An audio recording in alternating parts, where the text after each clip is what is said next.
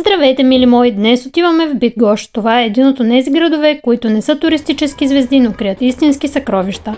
Разстоянието от Познан до Бидгош ще изминем с влак за около час и половина, точно колкото за едно кафе и малко планиране. Пристигам на време и веднага поемам по улица Дворцова, която ще ме отведе до сърцето на града. Първата ми спирка е църквата Свети Петър и Павел и фонтанът Потоп. Стъпка по стъпка неусетно се озовавам в стария град. Малък, но магичен.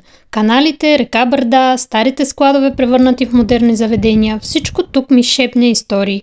Можеш да седнеш и да се заслужаш. И да се изгубиш красиво. Или да се повозиш на лодка. Екскурзията отнема около 30-40 минути, но ако не си фен на пътуването с лодка, винаги можеш да си вземеш сладолед или да се разходиш по стария площад, или да разгледаш катедралата Свети Мартин и Николай.